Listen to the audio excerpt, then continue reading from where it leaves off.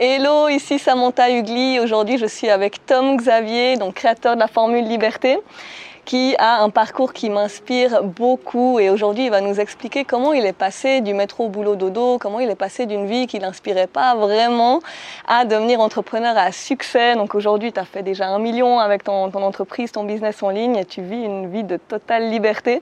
Et en fait, j'avais envie d'interviewer Tom parce que voilà, il a un parcours qui m'inspire beaucoup.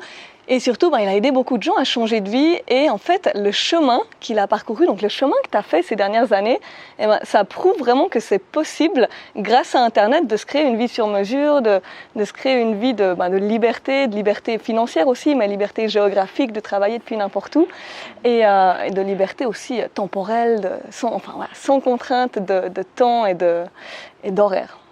Alors déjà, est-ce que tu peux te présenter pour les personnes qui ne te connaissent pas encore? Est-ce que tu peux te présenter, nous dire qu'est-ce que tu fais? Moi, c'est Tom Xavier, donc comme tu l'as dit, j'ai créé la formule Liberté il y a un peu plus de 3 ans maintenant. Mais ça fait 5 ans que je fais du business sur Internet. Et après avoir fait du business sur Internet pendant 2 ans, c'était un peu la galère pour démarrer. Et finalement, j'ai vraiment réussi à trouver la formule magique, entre guillemets. Et voilà, tu as tout plein de gens qui te posent des questions. Tu dis, qu'est-ce que tu fais à la plage au Mexique? T'as pas un boulot, un truc? Je sais pas, si, j'ai un boulot. Si tu veux que je t'explique. Mais après, il y a tellement de gens qui te posent des questions qu'au final, tu dis, il faut que je mette ça à disposition de tout le monde, quoi, clairement. Et du coup, j'en ai fait mon expertise. Yes. Et du coup, est-ce que tu peux nous expliquer est-ce que tu peux nous parler de ton background? Qu'est-ce que tu faisais au tout début, bien avant de te lancer dans cette aventure? Ok, alors d'abord, en fait, j'ai étudié au lycée, quoi, la maturité en Suisse, mais en France, ça correspond un peu à un bac littéraire, parce qu'en Suisse, on te donne pas le choix, on te dit, voilà, il faut lire 16, 20 bouquins et tout. Et du coup, j'étais en train d'étudier, mais je savais pas du tout pourquoi j'étais là, et du coup, j'avais des résultats de merde, des notes de merde, et vraiment, j'avais aucune vision dans ma vie. Je me disais, c'est ça la vie, c'est quoi? Et après, on m'a dit, une fois que j'ai passé le bac, à Mathieu, on m'a dit, il faut que tu aies un diplôme, il faut que tu étudies tout ça pour avoir un beau boulot, faire de l'argent et bien vivre, quoi. Je dis, ok, je questionne pas le chemin, c'est le chemin. Soit tu étudies et tu as un job, soit tu es SDF. C'est en gros les deux choix possibles. Je dis ok, alors je vais étudier. Et du coup, qu'est-ce que j'étudie? Qu'est-ce qui pourrait m'intéresser? L'informatique. Mon père est informaticien, mon grand-père informaticien. Je connais déjà une chier de trucs, donc je vais étudier l'informatique. Et là, encore une fois, ça me semble comme une perte de temps énorme parce que je suis en cours là et puis on m'explique des trucs que j'ai compris déjà il y a 10 ans, tu vois. Mon père il m'a tout appris. Donc je lui dis qu'est-ce que je fous là? Les examens finger in the nose. L'examen dure 4 heures, je me barre après 1 heure. Et voilà, j'ai perdu vachement de temps à étudier parce que j'étais sur mon ordi à jouer à des jeux flash et tout pendant que les autres vraiment étudiaient. Et toujours encore à ce moment-là, je savais pas ce que je faisais de ma vie. Je savais pas qu'il y avait quelque chose d'autre possible et tout, et du coup j'ai trop perdu de temps.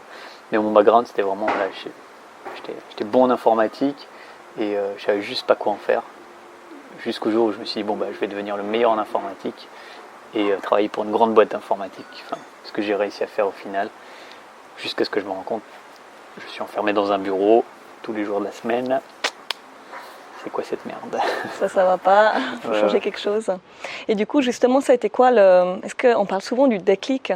Est-ce que tu as eu à un moment donné comme un déclic qui t'a motivé à changer? Ou qu'est-ce qui a fait que tout d'un coup, voilà, qu'est-ce qui t'a motivé là, à changer les choses, quoi, à ce moment-là? Justement, voilà, moi, comme je te disais, je connaissais 2 chemins. Et voilà, la vraie histoire, j'en parle pas beaucoup, mais c'est que quand je suis arrivé à Paris dans mon nouveau job, je me suis aussi intéressé au domaine du développement personnel et de la séduction, et je suis parti en voyage avec des mecs qui étaient intéressés par ces 2 sujets aussi, et des inconnus quoi, rencontrés sur internet. Et au moment où c'était en Finlande, s'est retrouvé, le premier pays c'était la Finlande, on se retrouve en Finlande à Helsinki, et là je vois des mecs de 18, 19 ans, 20 ans avec leur ordi portable en train de vendre des sites web à 15 000 balles, et le mec il dit ouais, je viens de faire une vente à 15 000 balles, maintenant je suis tranquille pendant 3-4 mois, et moi je suis what? Répète. Qu'est-ce que tu fais exactement? Tu vends des sites web et tu les fais pas toi-même? Vas-y, explique-moi, c'est quoi ce truc, quoi? Et là, je tombe des nues, je me dis, tous ces mecs, il n'y en a aucun qui a un job normal. Moi, je suis enfermé dans un bureau là, et du coup, je me suis senti con, mais vraiment vraiment très con. Le mec, il a 19 ans, il a l'air vachement plus stupide que moi. Enfin, moi, j'avais 25 ou 26. Et je me dis, mais je suis pas... C'est bon, je suis pas con. Enfin, tu vois, j'ai un cerveau et tout. Donc, pourquoi pas moi, quoi. Et là, je me suis dit, quelle injustice. Je vais corriger cette injustice. Moi aussi, j'ai droit à la vie de ce mec de 19 ans qui n'a jamais été à l'école, qui voyage 365 jours par année. J'avais juste besoin qu'on me montre c'est possible. Et là, boum, je rencontre ces gens. Et je découvre ce monde qui était totalement inconnu pour moi jusqu'alors. Ok, donc c'est déjà vraiment le fait d'avoir rencontré ces personnes-là et d'avoir vu que c'était possible, qu'il y avait autre chose en fait, parce que tu savais pas encore qu'il y avait autre chose et de voir ça, ça t'a ouvert en fait une nouvelle vision. Moi, j'avais aucune idée. Enfin, mes parents, c'était voilà, tu voyais les rockstars, les riches chez les riches, les SDF et ceux qui ont un job. C'était les trois possibilités dans la vie. Donc quand tu pars d'un schéma comme ça et après quelqu'un te fait découvrir autre chose, ben, pouf, ça te retourne les cerveaux. Et c'était ce sentiment d'injustice, pourquoi pas moi, quoi. Ok, pourquoi pas moi, ouais. Et du coup, quelle a été pour toi la première étape? Ça a été quoi Comment tu as déjà trouvé la première étape pour aussi faire quelque chose comme ça, quoi? Bah là, je me suis dit, bon, ben, les mecs qui font ça, maintenant je suis avec eux là pendant quelques semaines. Je vais essayer de leur tirer le plus d'informations possible. Je lui dis, mais qu'est-ce que je vais faire? Elle me dit, ouais, ben là, tu fais une vidéo, tu envoies des emails, des trucs. Et du coup, ben, voilà, j'ai commencé à faire ça. Mais bon, il me manquait plein d'éléments, des trucs que je n'avais pas encore compris. Et du coup, ça n'a pas forcément fonctionné. Je n'avais pas non plus vraiment de la discipline. Enfin, j'ai envoyé 2-3 emails et après, j'espérais que quelque chose fonctionne. Plutôt que d'être vraiment dans la discipline, envoyer 10 emails par jour, des trucs. Enfin, comme j'expliquais l'autre jour, enfin, le business est mathématique. Tu vois, si tu fais assez d'actions, au final, voilà, tu vas finir par avoir un résultat. Mais ouais, première étape, c'était d'écouter ce qu'ils ont à me dire et de faire ce qu'ils me disent. Donc j'ai commencé comme ça n'a pas forcément fonctionné. Voilà, donc tu as commencé comme ça, mais du coup, les 3 ou les 6 premiers mois, ça s'est passé comment? Donc au début, tu as commencé à faire 2-3 emails, tu as testé des trucs. J'ai réussi à vendre 2-3 sites web, mais j'ai pas fait assez d'argent pour couvrir mes dépenses, quoi. Ouais. Du coup, j'avais quitté mon job, je vendais 2-3 sites web et ouais, ça l'a pas fait, quoi. J'ai pas gagné assez, j'ai fait des ventes et tout, donc j'étais déjà un peu démarré, mais j'ai pas fait assez, donc j'ai dû retourner en Suisse, retravailler comme technicien informatique, économiser de l'argent, et après j'ai pu me barrer dans un pays pas cher où là j'ai pris le temps de vraiment bosser comme un ouf, parce que j'avais vraiment le temps libre pour bosser, quoi. Et là ça a bien démarré. Et là ça a bien démarré. Ouais.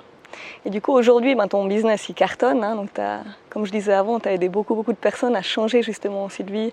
Donc voilà, les aider à créer une vie aussi de liberté, à créer leur propre business. Et c'est vrai que parfois, quand on est salarié, on a un peu du mal à se projeter, à s'imaginer comment ça pourrait être la vie d'une personne comme toi, comment ça pourrait être la vie d'un entrepreneur sur Internet, d'un nomade digital. Alors, à quoi ressemble une de tes journées standards? Ça ressemble à quoi, une de tes journées? Okay. La plupart de tes journées.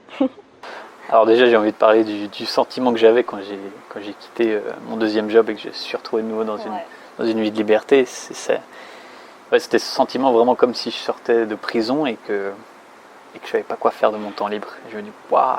Et puis je me retrouve avec ces potes qui, eux, ont vécu toute leur vie libre. Et les mecs qui sont là, ouais, vas-y, on va faire ça et tout. Et puis moi, je suis un peu comme handicapé, j'arrive pas à être mon propre leader et me dire, ouais, je pourrais faire ça et tout parce que mon cerveau est encore formaté. On me dit quoi faire, je suis et tout. Et donc, ce nouveau sentiment de liberté, ça m'a pris au moins 1 ou 2 mois pour mon cerveau s'habituer, se dire en fait, tu peux vraiment faire tout ce que tu veux pendant ta journée. Là, c'est toi le boss complètement. Et du coup, voilà, maintenant, 4-5 ans après, tous les 3, 6, 9, 12 mois, je choisis un nouveau pays. Et en fait, c'est comme si je commençais une nouvelle vie dans chaque ville ou chaque pays que j'arrive.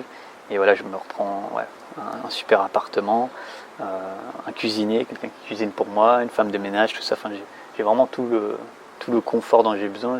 J'ai pas besoin de faire de choses que j'ai pas envie de faire. Par exemple, si j'ai pas envie de faire le ménage, quelqu'un va le faire. Si j'ai pas envie de cuisiner, quelqu'un va me cuisiner. Vraiment, j'élimine tout ce qui me provoque de la frustration, de la résistance. Et je vis 100% en flow, quoi, à faire des activités que je kiffe. Donc en général, voilà, je vais me lever vers 8-9 heures du matin et puis je vais peut-être travailler jusqu'en début d'après-midi. Et puis, quand j'ai un truc sur lequel je travaille. Et je pense beaucoup de vacances, on va dire. Mais ouais, 2 heures, 3 heures de l'après-midi, après c'est fini la journée de boulot et faire une randonnée ou bien sortir voir des potes ou aller au parc. J'aime bien aller au parc de trampoline, faire du trampoline, du sport, du tennis, des trucs. Ouais. Et donc là, c'est comme si tu avais réalisé un rêve en fait.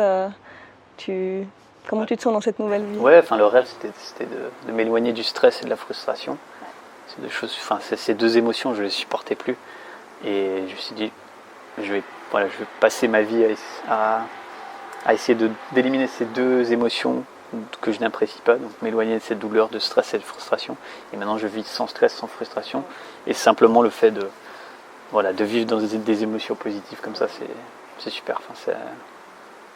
C'est juste, des fois tu as envie de pleurer de bonheur parce que tu dis putain, entre guillemets je suis trop chanceux de pouvoir vivre vraiment cette vie comme ça. Et maintenant je me dis, pourquoi moi, qu'est-ce que j'ai de spécial pour avoir le droit d'avoir une vie aussi bien. Mais au final je me dis voilà, j'ai mérité parce que j'ai travaillé. Donc, Tu l'as provoqué la chance finalement. Ouais. Voilà. Et justement à ce propos-là, c'est vrai que des fois quand on a envie de changer de vie, quand on a envie de voyager, on a envie d'être libre, on commence à avoir cette idée de peut-être que je pourrais créer un business en ligne, peut-être que je pourrais devenir entrepreneur, on en entend un petit peu parler, mais ça fait peur, tu vois. Et des fois on se dit ok, mais en fait être entrepreneur c'est réservé à une élite, c'est que des personnes spéciales. Comme tu parlais avant du formatage, il n'y a que certaines personnes qui deviennent entrepreneurs, il faut vraiment des compétences particulières, il faut être super doué dans un domaine. On a l'impression qu'on est entrepreneur. Et toi, qu'est-ce que tu penses? Est-ce que tu penses que n'importe qui peut devenir entrepreneur s'il en a envie, ou est-ce qu'on est entrepreneur? Ok, là il y a 3 idées de réponses qui me viennent, mais la première chose là sur la fin, est-ce qu'on est entrepreneur? De ce que j'ai vu de mes étudiants, tout ça, je vois que ceux qui réussissent, c'est ceux qui ont une douleur, une frustration, et vraiment comme moi qui ont envie de s'éloigner de ces émotions négatives, qui sont dans l'inconfort et qui veulent aller chercher le confort de la liberté. Donc ces gens-là réussissent. Les gens qui se disent oh, j'aimerais bien avoir un petit complément de revenu, non, ça, ils peuvent réussir, mais franchement, je l'ai quasiment jamais vu. Donc, est-ce qu'on est entrepreneur? Je pense que si on a la niaque, si on a une douleur, frustration qu'on veut éliminer dans notre vie, on va réussir si on se lance. Ok, l'autre aspect, c'est que, voilà, il y a des gens qui se disent, effectivement, c'est pas pour moi, je suis pas spécial, c'est réservé à une élite ou quoi. Et c'est fou parce que c'est les croyances. On parle souvent des croyances. C'est le truc qui empêche la plupart des gens de se lancer, d'aller vers la peur et tout. Parce qu'ils se disent, ouais, si c'était aussi facile, tout le monde serait en train de le faire. Mais le problème, c'est que tout le monde pense comme ça. Tout le monde pense, si c'était aussi facile, tout le monde le ferait. Mais en fait, c'est facile, il faut juste le faire. Mais c'est juste que tout le monde pense qu'au fait, c'est difficile ou j'en sais rien. Et personne se lance, et après tout le monde dit que personne, il y a peu de gens qui le font parce que c'est difficile, mais c'est juste parce que tu es en train de penser que c'est difficile que tu le fais pas, et donc du coup tu contribues à ce qu'il y ait personne qui le fasse et qui se lance. Bref, c'est une espèce de cercle vicieux comme ça. Et voilà, tout le monde a peur, mais en fait au final ils savent pas trop de quoi ils ont peur, à part qu'ils se plantent et que leur famille le dise ah je t'avais dit t'es un loser, ça marchera jamais. Il faut se débarrasser de cette peur des autres qui vont nous juger. Au final, ta vie, tu la vis pour toi, tu la vis pas pour les autres. Donc, est-ce que tu préfères être malheureux sur ton lit de mort parce que tu as bossé comme un rat toute ta vie, ou est-ce que tu préfères que ta famille soit content, que tes parents te disent c'est bien ce que tu fais de ta vie, ou que tes amis te disent ah ouais, c'est cool, t'as un super job, machin, ou est-ce que tes amis te disent ouais, t'es plus comme avant, nanana. Est-ce que, tu vois, il y a une balance. Donc, est-ce que tu veux vivre ta vie, ou est-ce que tu préfères rendre ta famille et tes amis contents plutôt que toi. Là, c'est vraiment c'est un choix à faire, c'est dire j'en ai plus rien à foutre de ce qu'on pense de moi et je vais chercher ma vie, quoi. Ouais. Oser passer par-dessus déjà le regard des autres et vraiment toutes ces peurs qu'on peut avoir de qu'est-ce qui pourrait arriver. Ouais, parce qu'au final il va rien se passer de mal. Quel est le pire qui puisse arriver? Tu retournes vivre chez tes parents, oulala, quelle horreur. c'est pas très grave, quoi. Et là, justement, on en arrive à ma question préférée. Donc, tu parlais un petit peu de ça, justement, le mindset, en fait. Pour moi, quand on parle de business, d'entrepreneuriat, de passer, en fait, du métro boulot dodo à justement devenir entrepreneur, pour moi, il y a deux piliers. Il y a le pilier du mindset, de l'état d'esprit, du développement personnel et de la stratégie. Quelle est selon toi la part de stratégie et la part de mindset pour pouvoir faire ce changement dans sa vie? Ok. Je pense que la stratégie, c'est 90%, 90% pour les Français. Et 10% de mindset, de dev perso, mais disons, il faut avoir ce 10% pour pouvoir actionner le 90%. Enfin, moi, voilà, j'ai commencé, et beaucoup de mes amis on a commencé par le dev perso, la séduction, parce que là, il y a une première étape où tu dois affronter ta peur. Enfin, tu vois la jolie fille dans la rue, ça te pétrifie, boum, tu y vas quand même, t'affrontes ta peur. Et après, tu dis, ça me faisait peur, je pensais que j'y arriverais jamais. Et après, tu prouves à ton cerveau qu'en fait, tu l'as fait et qu'il ne s'est rien passé de mal. Et du coup, après, ton cerveau, il se dit, bon, il y a un truc que je pensais impossible. Tom m'a prouvé qu'en fait, c'est possible. Qu'est-ce qu'il y a d'autre que je crois impossible qui est possible? Parce qu'après, tu vas chercher, après, il n'y a plus de limite. Tu vois, une fois que tu as pété une croyance, en affrontant ta peur, tu montres à ton cerveau qu'un truc qui était fixé dans ton mindset comme impossible, tu lui as montré que c'est possible. Ton cerveau va vouloir aller chercher les autres croyances à péter, quoi. Donc après, ça fait ce cercle vertueux, quoi. Tu vas chercher la suivante, la suivante, la suivante. Ok. Donc en fait aussi, simplement le fait d'avoir le courage de passer à l'action, qui n'est pas forcément du mindset. Mais après, le truc, c'est que si tu passes à l'action, mais tu fais pas les bonnes actions, au final, il va rien se passer. Donc vaut mieux avoir peur et utiliser une stratégie qui est sûre, qui est prouvée, qui va fonctionner, et tu prends les actions, et au pire ça fonctionne, et après tu t'auto-sabotes parce que tu crois pas que tu le mérites, mais tu as quand même un peu de résultat parce que tu as pris les actions, plutôt que d'être en super mindset, je mérite tout, je suis trop un boss et tout, et après tu fais des actions qui n'ont rien à voir et qui n'apportent pas de résultat en business. Donc, stratégie quand même plus important que le mindset pour moi. Ok. Et qu'est-ce qui a changé dans ton état d'esprit depuis que tu as fait tous ces changements ces dernières années? Tellement de choses. Même quand je me regarde moi il y a 1 an, moi il y a 2 ans, jamais je me reconnais, quoi, parce qu'il y a tellement une évolution. Aussi quand tu commences à faire de la méditation, tout ça, il y a tellement de choses que tu comprends sur la vie, sur la psychologie, sur les relations de personnes. L'entrepreneuriat et la liberté, le fait de libérer ton cerveau de tout stress, de toute frustration, ça te permet d'aller plus loin dans tous les domaines, la spiritualité, tout ça, et réfléchir à plein de choses parce que tu as le temps. Tu as le temps de réfléchir, tu as le temps de vraiment chercher où est ton bonheur, quelle est ta vérité. Et voilà, donc la vie, ça devient plus intéressant qu'un jeu vidéo, quoi, parce que tu as tout le temps des nouvelles étapes, des nouveaux trucs à découvrir, et quand tu peux voyager aussi, tu as des nouvelles villes, des nouveaux pays, des nouvelles cultures. Et quand tu rencontres des gens qui ne pensent pas du tout comme toi, tu te dis, c'est fou que... Ça t'explose le cerveau, ça. Ouais, c'est fou qu'ils puissent penser autrement, quoi. Et c'est une découverte sans cesse, c'est super gratifiant de découvrir tout le temps des nouveaux trucs. Ouais. Okay. Inspirant. Et si maintenant, aujourd'hui, tu devais tout recommencer à zéro, si maintenant, aujourd'hui, il n'existait plus rien de ton business, tu devais tout recommencer à zéro, avec le recul, avec l'expérience que tu as aujourd'hui, qu'est-ce que tu ferais? Quelles seraient les premières étapes, en fait? Allez, je dirais les 3 premières étapes, les 3 choses que tu ferais maintenant. Ok. Donc à un niveau stratégique ou à un niveau tactique précisément technique? Stratégique. Stratégique, ouais.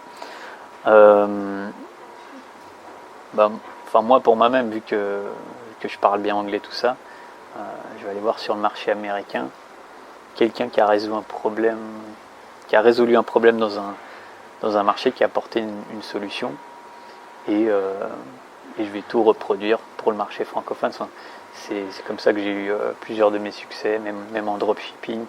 J'ai vu un produit qui se vendait aux États-Unis, je le vendais en France, ça fonctionnait tout de suite, mais vraiment en 2 jours, boum, les ventes, parce qu'il y a déjà quelqu'un qui a fait le cheminement. Je ne vais pas réinventer la roue. S'il y a un marketing, un produit, un problème qui a été résolu, ça a été prouvé, le mec il a créé tout le marketing pour ça, moi je peux réadapter le message au marché francophone et faire des ventes tout de suite. Et sans hésiter, c'est d'aller chercher quelqu'un qui a déjà fait le boulot et recycler, quoi. Donc un minimum d'effort pour un max de résultats. Toujours. C'est ta devise. Et si maintenant tu avais une machine là pour voyager dans le temps et que tu pouvais te te revoir, venir te rencontrer quand tu as débuté, ce serait quoi le conseil que tu te donnerais?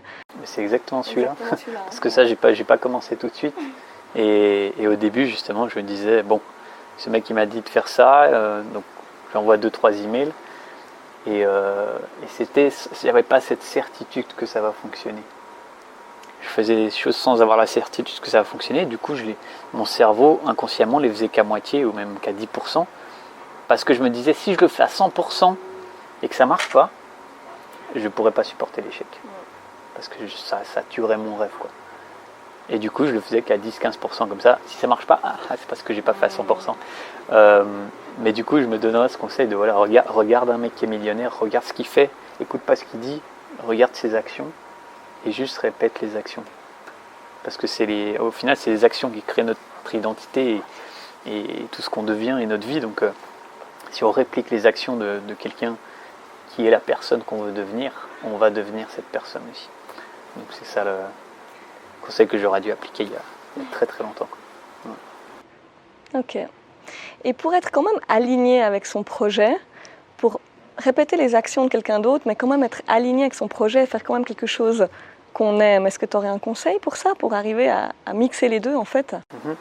Alors je pense toujours la première étape, c'est d'acquérir sa liberté. Donc trouver vraiment une machine à liberté qui te produit du revenu et tout, jusqu'à ce que tu couvres tes dépenses, tes 5-10 000 par mois qui rentrent. Et c'est pas forcément un truc que tu kiffes, enfin ça c'est ma philosophie.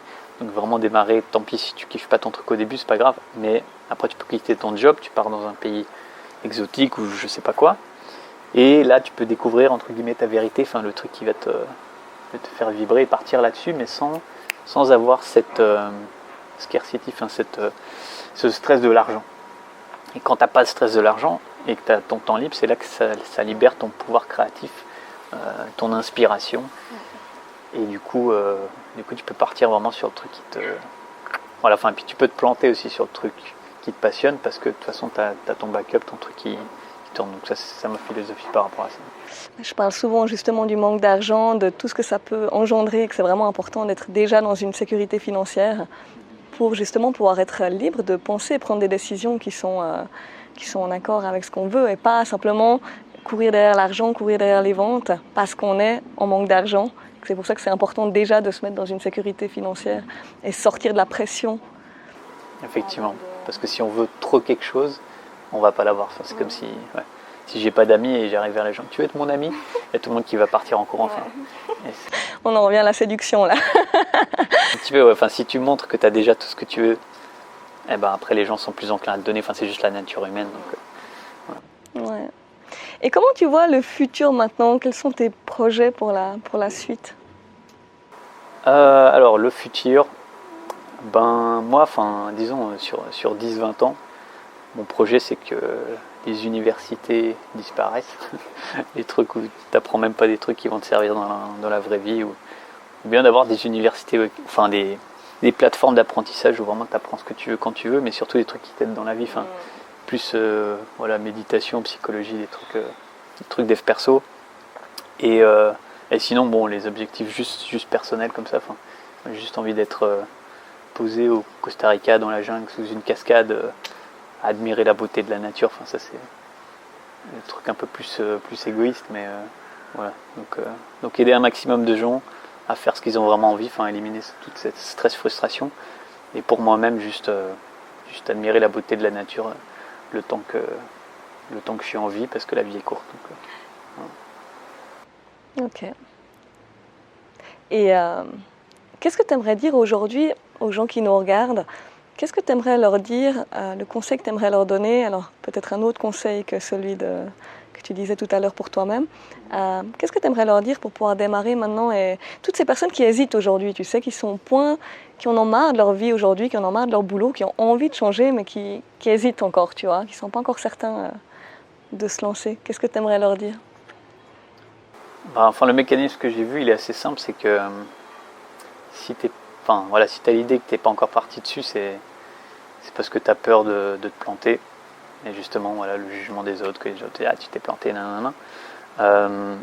Et souvent, on me demande, mais par où je dois commencer? Je sais pas par où commencer. T'as juste fait quelque chose, fais n'importe quoi, on s'en fout. parce que plus tu te prends de râteau, plus tu te rapproches du truc qui va fonctionner. Donc va te prendre des échecs dans la gueule. En plus, ça va t'apprendre la vie, mais tu vas forcément arriver au succès. Le business, c'est mathématique. Donc si je vais chercher, par exemple, si je fais des appels à froid et j'appelle des entreprises et je dis, vous voulez un site web, vous voulez un site web, vous voulez un site web, vous voulez un site web, peut-être que je vais me prendre 150 noms et peut-être que le numéro 151, il va me dire oui. Et d'ailleurs, j'ai fait l'expérience. Et appel 67, il me dit, ah bah tiens, je pensais justement à prendre un nouveau site web. Ouais, vas-y, dis-moi ce que tu proposes. Là, ça fonctionne. Mais je me suis pris 66 noms avant d'avoir le oui.